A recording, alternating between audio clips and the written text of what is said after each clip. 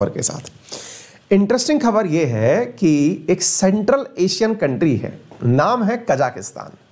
जान के आश्चर्य होगा कि तेल और ईंधन के रूप में एलपीजी की बढ़ी हुई कीमतों के कारण इस देश की सरकार ने इस्तीफा दे दिया है। इतना ही नहीं, लगभग 15 लोगों की जान जा चुकी है। साथ में स्टेट के या देश के 2 बड़े शहरों में इमरजेंसी यानी आपातकाल की घोषणा कर दी गई है। नाम है इस देश का कजाकिस्तान। ध्यान से सुनिएगा, कारण जरूरी ये है, आप लोग अक्सर समझते हैं कि लड़ाइयाँ गरीबों के होती हैं, ये अमीर देश है जहां पर हालात बिगड़े हैं। बहुत ही इंटरेस्टिंग खबर है, ध्यान से सुनने की कोशिश करें और समझने की कोशिश करें। बहुत ही शानदार तरीके से आपको ये बात आज के सेशन के अंदर पता चलने वाली है। तो आइए शुरुआत करते हैं इस खबर की कि क्या है ये खबर, आइए हम आपको बताते हैं। तो खबर जो कि आपके सामने है कि हाल ही में कजाकिस्तान जो है उसके अंदर फ्यूल का जो प्राइस है उसके बढ़ने पर 18 अधिकारियों की मौत हो चुकी है। साथ में कजाकिस्तान के अंदर नेशनल वाइड इमरजेंसी डिक्लेयर कर दी गई है, आपातकाल की घोषणा कर दी गई है। और एक इंटरेस्टिंग चीज जो मैं आपको यहां दिखाने जा रहा हूं, अगर आप वो देखें तो यहां पर जो तेल का दाम है, वो गैस का जो दाम है ना, वो कितना हुआ है जरा इधर की तरफ देख लीजिए। 0.11 डॉलर पर लीटर। अच्छा, आपकी इंफॉर्मेशन के लिए मैं बता दूं, अपना $1 जो है वो अगर 75 रुपए का भी चल रहा है तो उस डॉलर का 10वां हिस्सा यानी कि 7.5 रुपए, अगर इतने रुपए के अंदर आपको फ्यूल मिल रहा है, गैस मिल रही है, तो बवाल किस बात का हुआ है, आज के सेशन में हम यही सीखने वाले हैं। चलिए, तो ये सेशन आप समझेंगे इस प्रकार से कि देश के अंदर तेल की, गैस की कीमतें कितना असर डाल सकती हैं। इस आधार पर इस घटना को सुनेंगे, लेकिन इसको सुने उससे पहले थोड़ी सी इसकी हम ज्योग्राफी जान लें। कहां पर है ये, क्या हो रहा है, सारी बातें जान लेते हैं। चलिए, थोड़ा सा इसका इतिहास, इसकी ज्योग्राफी, सारी बातें जान लेते हैं, फिर हम इस विषय के ऊपर डिटेल में आएंगे। आप ये जो सुरक्षा कर्मचारी देख रहे हैं, ये कजाकिस्तान के अंदर है। कजाकिस्तान में सड़कों पर इस प्रकार से प्रोटेस्ट हो रहा है। ऊंची इमारतें, बढ़िया जलती हुई लाइट्स, इन्हें देख करके आप अंदाजा ये तो लगा सकते हैं कि शहर के अंदर लोग पैसे वाले हैं, बढ़िया गाड़ियां खड़ी हुई हैं। देश के अंदर लोग भी थोड़े सूटेड बूटेड टाइप के दिखाई पड़ रहे हैं। जहां देखो वहां पर लोग सड़कों पर उतर के प्रोटेस्ट कर रहे हैं। दैट मीन्स इस देश के पास पैसा तो है, मतलब ये तो समझ में आने वाली बात है जो व्यू के आधार पर निकल के आती है। ये जो फोटो हम दिखा रहे हैं, ये फोटो अलमाटी नामक जगह की है। अलमाटी जो कि कजाकिस्तान की फाइनेंशियल कैपिटल कहलाती है। फाइनेंशियल कैपिटल बोले तो जैसे मुंबई भारत की फाइनेंशियल कैपिटल कहलाती है, पैसे वाली जगह जहां पर सारा वित्त होता है। आप यहां पर देख सकते हैं किस प्रकार से लोग पुलिस को दौड़ा दौड़ा करके भगा रहे हैं या मार रहे हैं। यहां पर आप देखें कि भीड़ ने, उकसाई हुई भीड़ ने पुलिस को या ऑफिसर्स को टारगेट किया हुआ है और ऑफिसर्स को दौड़ा दौड़ा करके मारा जा रहा है। यह घटना कहां की हो रही है, यह अलमाटी की हो रही है। आफ्टर ऑल ये गुस्सा किस बात का है, ऐसा क्या हो गया कि लोग इतने पागल हो गए? क्या एक ही दिन में यह घटना निकल के आई है? हुआ क्या है, मतलब पुलिस छोड़ करके क्यों भाग रही है? आइए अब मैं उसकी तरफ चलता हूं। आप यहां पर कुछ और लोगों को ध्यान से देख सकते हैं। कजाकिस्तान जिसकी राजधानी के रूप में आप पहले अस्थाना जाना करते थे, अब वहां पर नूर सुल्तान नाम फेमस है। हम चर्चा कर रहे हैं उस देश की जिस देश का निर्माण ही 1991 में हुआ। यह देश ज्यादा पुराना नहीं है। मैं आपको कुछ बातें बता देता हूं। यहां पर आप देख सकते हैं किस प्रकार से यहां पर पुलिस कर्मचारियों के साथ में गुस्ताखी की जा रही है। मैं इसके बारे में जानकारी दूं इससे पहले आपको थोड़ी सी ज्योग्राफी समझनी होगी। समझने के लिए सबसे पहला पॉइंट यह है, जब हम वर्ल्ड का मैप देखते हैं, वर्ल्ड के मैप में इंडिया हमें दिखाई भी देता है। इंडिया के उत्तर में जब हम चलते हैं तो एकदम ऊपर चले जाओ तो हमें दुनिया का सबसे बड़ा देश रशिया दिखाई पड़ता है। साथियों, रशिया 1991 से पहले रशिया नहीं होता था, ये यूएसएसआर हुआ करता था। यूएसएसआर, जिसे आप सोवियत रूस के नाम से जानते हैं, यह 1991 में जाकर के 15 देशों में टूट गया था। 15 देश बने थे अकेले यूएसएसआर से। उन 15 देशों में से जो देश बना उसका नाम था कजाकिस्तान, जो कि रशिया के बाद दूसरा सबसे बड़ा देश था, दैट इज कजाकिस्तान, जिसकी राजधानी के रूप में आप नूर सुल्तान का नाम सुनते हैं। नूर सुल्तान से पहले यहां अस्थाना नाम से राजधानी हुआ करती थी।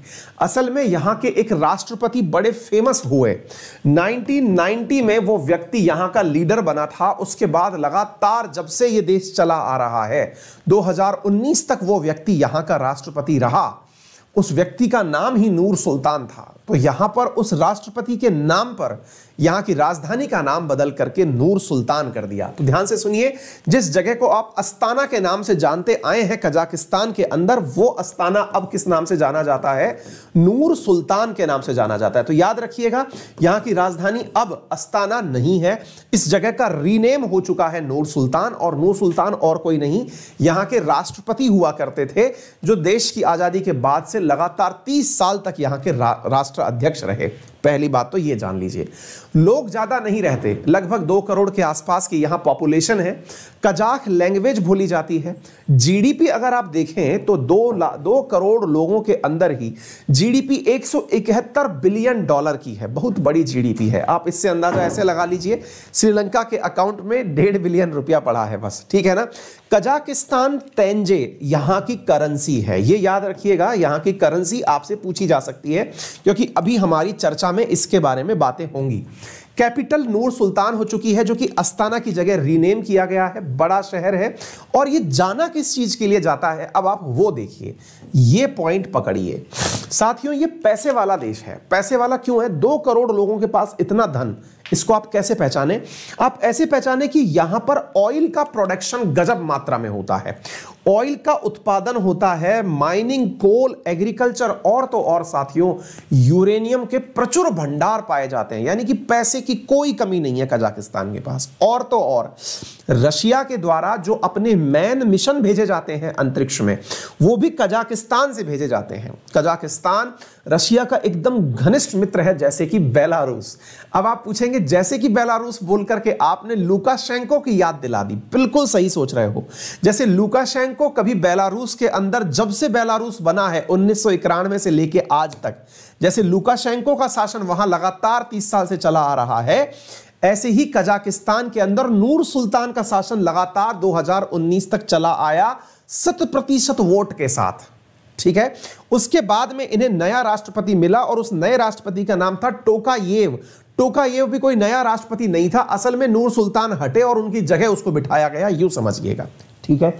इस टोकायेव ने अपने यहां से प्रधानमंत्री को हटा दिया है, यह कहते हुए कि तुमसे प्राइस मैनेज नहीं हुआ है। चलिए मैं अब आपको प्राइस बताता हूं, बवाल है क्या अल्टीमेटली, आइए मैं आपको बताता हूं। आपके दुखती रग पर हाथ रखते हुए मैं आपसे यह जानना चाहता हूं कि भारत में एलपीजी की कीमत क्या है, इंडिया में एलपीजी की कीमत क्या है। यह सवाल क्यों पूछ रहा हूं, आइए।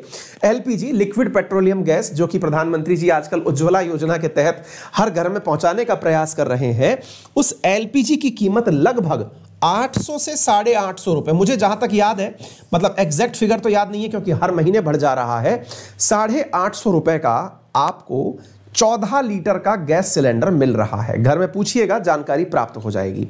यानी कि एक प्रकार से हम इसको मतलब एक उस अंदाजे में लें, रफ आइडिया में लें, तो लगभग 60 रुपए के आसपास है ना, 6 चौका 24 और 6 कम 6, बिल्कुल 60 रुपए प्रति लीटर के हिसाब से हमें एलपीजी मिल रही है।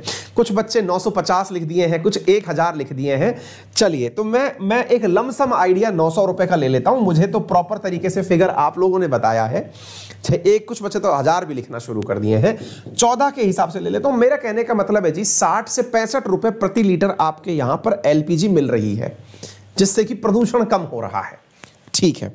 अब इस देश की बात करते हैं साथियों। इस देश के अंदर एलपीजी का भाव 1 जनवरी तक 10 रुपए प्रति लीटर था। 10 रुपए प्रति लीटर, ये मैं अपने हिसाब से बता रहा हूं। अपने हिसाब से मतलब मैंने इस तेंजे को कन्वर्ट करके बताया है आपको, आपकी समझ के लिए यह बताने का प्रयास किया है कि यहां पर जो गैस के भाव हैं वो 10 रुपए प्रति लीटर, यानी कि एक प्रकार से समझिए कि गैस का सिलेंडर जो है, जो आप यूज कर रहे हैं, वो 140 रुपए का हो गया, ठीक है।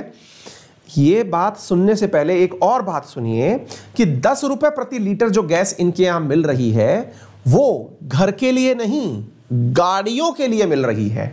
अगर हमारे यहां पर गाड़ियों के हिसाब से बात पूछी जाए तो शायद वो 80 रुपए प्रति लीटर है। कार में डलने के लिए गैस जो एलपीजी से चलने वाली गैस सिलेंडर है, कमर्शियल गैस सिलेंडर है इनके यहां कार में डलने के लिए जो गैस मिल रही है वो इतने की मिल रही है। यहां इतनी सस्ती गैस है क्योंकि ये देश ऑयल प्रोड्यूसिंग नेशन है, ऑयल के साथ बाई प्रोडक्ट गैस है। ऐसी स्थिति में गैस इतनी सस्ती है कि यहां पर लोगों ने अपनी गाड़ियों में से सारे के सारे सिस्टम हटा के गैस किट लगवा रखी है। ये जितने भी प्रदर्शनकारी आपने देखे इनकी गाड़ियों में गैस किट लगी हुई है। और ये जो गैस किट वाले लोग हैं इन्हें न्यू ईयर की पहला दिन तो सही से निकल गया, दूसरा दिन बड़ा सरप्राइजिंग लगा जब इस गैस का भाव बढ़कर के 20 रुपए प्रति लीटर हो गया। अब आप सोच के देखिए, यहां पर 20 रुपए प्रति लीटर गैस का भाव हुआ, इन लोगों ने सरकार गिरा दी। हालांकि कहने के लिए ये बहुत बड़ी वृद्धि है, मतलब अपने आप में बड़ी चैलेंज है, लेकिन अगर कोई हमारी स्थिति देख ले तो हम पर तरस खा जाएगा हैं। उन्हें लगेगा कि यार आपसे तो बहुत अच्छे हैं हम ऑलरेडी। यहां पर हालात ये हैं, आप सोच के देखिए, इस बात से अंदाजा लगाइए कि यहां पर जो गैस का भाव है उससे आप अंदाजा लगाएं। यहां पर गैस का भाव जो है साथियों वो 10 रुपए प्रति लीटर से 20 रुपए प्रति लीटर हुआ। मतलब इनके यहां अपने जैसा हो जाए तो मुझे लग रहा है कि ये 2-4 देशों को खा जाए। हालात ये हैं, ठीक है। तो कहने का मतलब ये हुआ 10 रुपए प्रति लीटर से 20 रुपए प्रति लीटर हुआ और इन लोगों ने पूरे की पूरे देश के अंदर इमरजेंसी की अनाउंसमेंट कर दी। लोग सड़कों पर उतर आए, लोगों ने विरोध इतना जबरदस्त कर दिया कि सरकार को आफ्टर ऑल इमरजेंसी की घोषणा करनी पड़ी। आपको जान के आश्चर्य होगा, सरकार ने इलेक्ट्रिसिटी पर भी कट लगा दिया, कारण ताकि लोग जो हैं वो घरों से बाहर ना आए। साथ में इंटरनेट पर पाबंदी लगा दी। इंटरनेट पर पाबंदी इसलिए लगा दी ताकि कोई सूचना एक जगह से दूसरी जगह ना पहुंचे। आप पूछेंगे तो क्या हुआ? आपको जान के आश्चर्य होगा कि इनके इंटरनेट पर पाबंदी लगाने से बिटकॉइन का दाम नीचे आ गया। अब आप पूछेंगे बिटकॉइन से इनका क्या लेना देना है? यही तो आपको समझना है। कजाकिस्तान बिटकॉइन की खान है। आप पूछेंगे खान कैसे है साहब, ये भी बताइए। यहां इतना सस्ता तेल और गैस है कि ये तेल और गैस वाली बिजली पैदा करते हैं।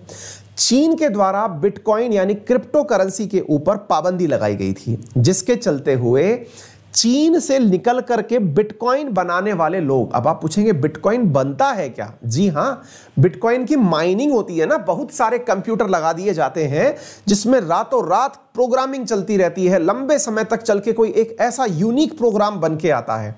तो जो सैकड़ों की संख्या में कंप्यूटर लगते हैं उसमें एनर्जी भी खर्च होती है, साथ में इंटरनेट की भी जरूरत होती है। तो इस प्रक्रिया को बिटकॉइन माइनिंग कहते हैं। वर्ल्ड के टॉप 2 और 3 में बिटकॉइन माइनिंग के अंदर कजाकिस्तान का नाम कंसीडर किया जाता है। आपको जान के आश्चर्य होगा कि बिटकॉइन माइनिंग के लिए कजाकिस्तान को जाना जाता है। और हालात ये हैं यहां पर बिटकॉइन के मामले में कि इन्होंने जैसे ही इंटरनेट रोका, बिटकॉइन का प्रोडक्शन रुक गया। और प्रोडक्शन रुक गया तो मार्केट में एक गलत मैसेज चला गया, और मैसेज ये चला गया कि शायद बिटकॉइन का बनना बंद हो गया है और कोई ना कोई रोक आ गई है। इसके चलते हुए बिटकॉइन के दाम में गिरावट आ गई। इसके साथ साथ तीसरी चीज सुनिए, हालात इतने बेकाबू हुए कि रूस को अपनी सेना यहां भेजनी पड़ी है। आपको जान के आश्चर्य होगा कि यहां पर 6 देशों की सेना आई हुई है, जिसे CSTO के नाम से जानते हैं। साथियों, यहां पर जो सेना आई हुई है वो CSTO के नाम से जानी जाती है। ध्यान से सुनिएगा, CSTO। ये CSTO क्या है साथियों, अब यहां पर समझने का प्रयास करिएगा। असल में CSTO है कलेक्टिव सिक्योरिटी ट्रीटी फ्रेमवर्क। ये क्या है साथियों? कलेक्टिव सिक्योरिटी ट्रीटी ऑर्गेनाइजेशन, जिसके अंदर 6 देशों ने मिलकर के कस्में खाई थी कि यदि कभी हमारे साथ कुछ भी गड़बड़ हुआ तो हम सब लोग एक हो जाएंगे। उनमें कौन कौन से देश हैं? Russia, Kazakhstan, Tajikistan, Kyrgyzstan, Belarus और आर्मेनिया, ये सारे के सारे वो देश हैं जो कभी यूएसएसआर के हिस्से हुआ करते थे। इन 6 देशों ने कस्में खाई थी क्या कि हमारे देश में किसी में भी कोई परेशानी हुई तो हम सब लोग एक हो जाएंगे। यही कारण है कि सीएसटीओ की सेनाएं इस समय कजाकिस्तान में उपलब्ध हैं। आपको जान के एक और आश्चर्य होगा, ये सब लोग आरोप लगा रहे हैं अमेरिका के ऊपर। अमेरिका के ऊपर आरोप क्यों लगा रहे हैं? आरोप यह है, दोनों देश अपने ऊपर एक दूसरे के ऊपर आरोप लगा रहे हैं। आरोप यह है कि इन दिनों कजाकिस्तान में विदेशी निवेश बहुत बड़ी मात्रा के अंदर आया है। बड़ी मात्रा में कितना आया है आप इससे अंदाज देखिए, यहां पर न्यूज पढ़िए, रशिया की ट्रूप्स जो हैं वो कजाकिस्तान में आ चुकी हैं। आपको जान करके यहां पर एक आंसर और पता चलेगा और वो ये है कि इन दिनों लोगों को डर लग रहा है। क्या डर लग रहा है? कि कहीं नेक्स्ट यूक्रेन तो नहीं बन जाएगा कजाकिस्तान। जो लोग थोड़ा भी अंतरराष्ट्रीय संबंधों के बारे में जानते हैं उन्हें पता होगा कि जब यह कहा जाए कि अगला यूक्रेन तो नहीं बन जाएगा कजाकिस्तान, इसका मतलब यह है कि जैसे रशिया ने यूक्रेन के अंदर इतना इंटरफेयर किया कि उसका क्रीमिया छीन लिया, बिल्कुल वैसे ही कहीं कजाकिस्तान में रशिया की एंट्री आने वाली किसी खतरे की निशानी तो नहीं है। कारण ज्ञात हो, आपको मालूम होना चाहिए कि इन दिनों रशिया एक मुहिम पर काम कर रहा है। और मुहिम क्या है? मुहिम है कि जो यूएसएसआर 1991 से पहले 15 देशों से मिलकर हुआ करता था वो वापस बना दिया जाए। यानी कि जो यूएसएसआर पहले संगठित यूएसएसआर हुआ करता था 15 देशों का, वो वापस एक हो जाए और रशिया नामक देश के नाम से जाना जाए। इसी के चलते हुए आपको याद होगा हाल ही के अंदर एक टूर्नामेंट में रशिया की टीम के द्वारा यूएसएसआर की टी शर्ट पहनी गई। नंबर 2, रशिया ने सारे वेस्टर्न वर्ल्ड को डरा रखा है इस बात के लिए कि यदि किसी ने भी यूक्रेन को नाटो में मिलाने की कोशिश की तो हमसे बुरा कोई नहीं होगा। हम खुद से कोशिश कर रहे हैं मिलाने की। इधर रशिया का इंटरफेयर बेलारूस के अंदर सबको पता है। साथ में कजाकिस्तान का मैंने आपको आज की न्यूज में दिखा दिया है कि कजाकिस्तान के अंदर रूस की सेनाएं आ चुकी हैं। आप इधर की तरफ न्यूज देख सकते हैं, रूस की सेनाएं कजाकिस्तान में पहुंच चुकी हैं। कहने का अर्थ यह है कि कहीं ना कहीं रूस वापस से इन देशों को अपने साथ मिलाने की कोशिश कर रहा है। और ऐसी स्थिति में बयानबाजी में जो बयान निकल के आ रहे हैं वो वेस्टर्न वर्ल्ड के द्वारा तो ये निकल के आ रहे हैं कि रशिया कहीं इसे यूक्रेन तो नहीं बना रहा है। वहीं दूसरी तरफ आप एक चीज और देख सकते हैं और वो ये है कि यहां पर लोगों को जो डर लग रहा है वो ये है कि यहां पर पूरी घटना के पीछे अमेरिका है। लोगों ने कहा है कि घटना के पीछे अमेरिका जिम्मेदार है, कजाकिस्तान के हालत बिगड़ने के पीछे। यह 5 जनवरी की न्यूज है। व्हाइट हाउस ने कहा कि यह सब बेवकूफी है, हमारे ऊपर जबरदस्ती इस प्रकार का क्लेम किया जा रहा है। तो लोगों ने बकायदा प्रमाण के साथ जानकारी दे दी। यह द अस्ताना टाइम्स है। अस्ताना टाइम्स जो कि पहले नूर सुल्तान नामक जगह को नाम अस्ताना के नाम से जाना जाता था। कहा जा रहा है कि इस जगह पर हाल ही के दिनों में $54 बिलियन का इन्वेस्टमेंट हुआ है अमेरिकन कंपनीज का। इससे अंदाजा लगाइए ये कितना होता है। इसके बारे में मैं केवल एक लाइन कहना चाहूंगा। पूरा पाकिस्तान चीन के द्वारा $60 बिलियन में खरीद लिया गया।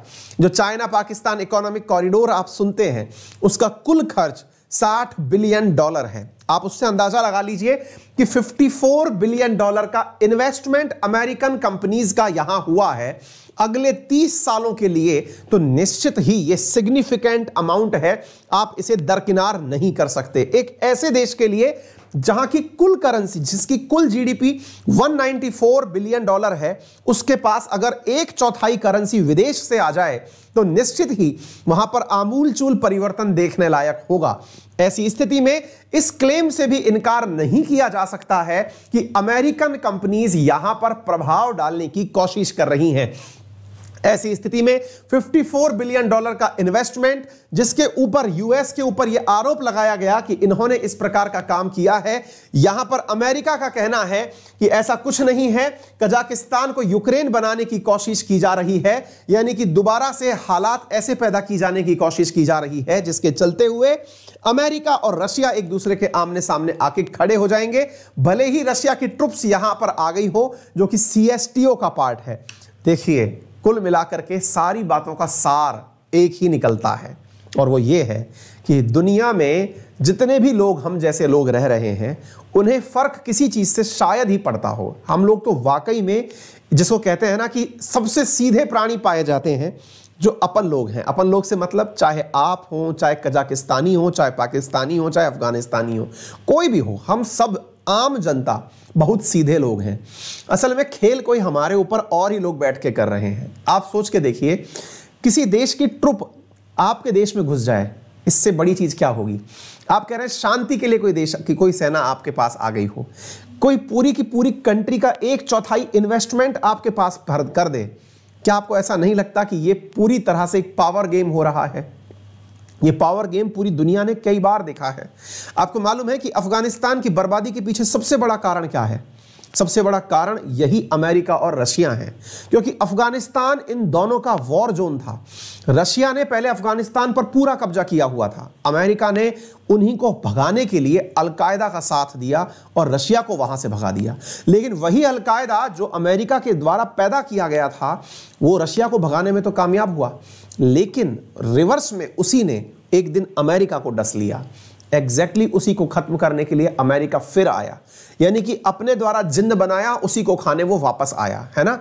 अब यहां पर एक चीज बहुत अच्छे से समझनी होगी, हम सब लोग पपेट्स बने हुए घूम रहे हैं, कठपुतली हैं इन बड़ी ताकतों के हाथ की।